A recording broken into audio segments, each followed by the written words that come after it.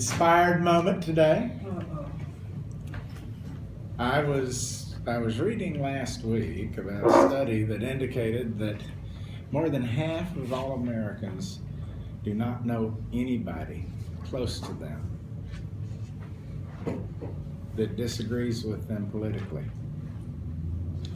Americans are really polarizing. People are hanging only with their own. And that got me to thinking about the consequences of that kind of behavior, and they're severe and they're stark.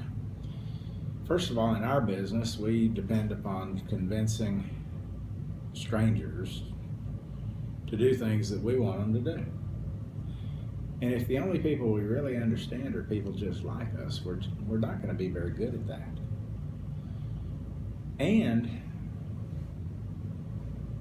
if two of us agree, one of us is unnecessary.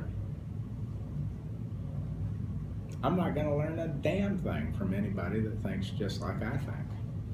My time is much better spent with somebody that agrees with me never than with someone that agrees with me always. First of all, I'm going to find that sometimes I'm just wrong and nobody would challenge me on it other than somebody who believes differently. I got back to think, we have quite a diverse social group in Belleville that includes a lot of people that are on all political spectrums, and I've intentionally nurtured it into that. And I got to thinking about what types of things they might have been exposed to by their exposure to me, and what I might have been exposed to by my exposure to them that I wouldn't have otherwise taken seriously. And so we talked about this at happy hour, each of the last 3 times we've had happy hour. And one of the consensus of opinion was that it's universally accepted among that group, even the right-wingers, that Dick Cheney is dangerously un-American. And they didn't think that they would have ever come to that conclusion if they hadn't have had my thoughts and ideas on the subject. But I had to acknowledge that Elizabeth Warren is equally dangerously un-American, and I would have never gotten there if I hadn't have had their thoughts and ideas on the subject. We need to do better. Instead of being in the majority of people that hang with only our own kind, we'll be much better at practicing law if we will hang with people that we don't agree with more often than people that we do. For example, I don't get much of anything out of watching MSNBC because I can predict what they like. They like what I naturally like. I learn nothing if I watch them all evening long, except I have a feel-good experience. But if I watch Fox News, I learn a lot, because they have thoughts and ideas that never, ever come into my mind. And occasionally they're right. But always, I need to understand why they feel that way, because I have to persuade those people to do what I want them to do my job effectively. I can't just persuade only the people that think like I do and be effective at my profession.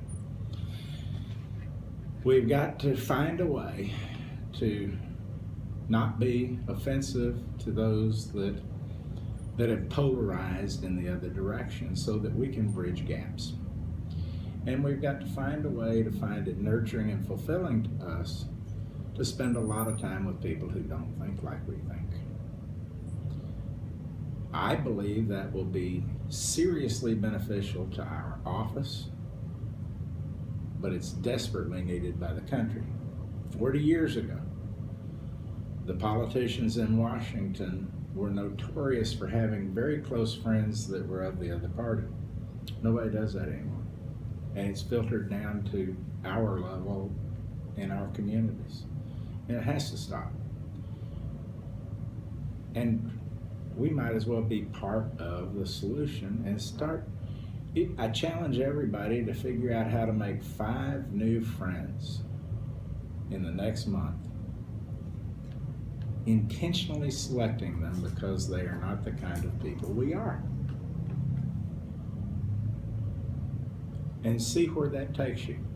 Be completely open-minded. Don't go into that interaction, don't go into that relationship with the intention of being heard. Rather, go into it with the intention of hearing. Let being heard be your lowest priority. Let hearing be your highest priority. We have to walk a mile in their shoes. I don't care where you are on any philosophical spectrum. You need to spend most of your practice time in somebody else's shoes. You know what yours fit like. Reach out to theirs.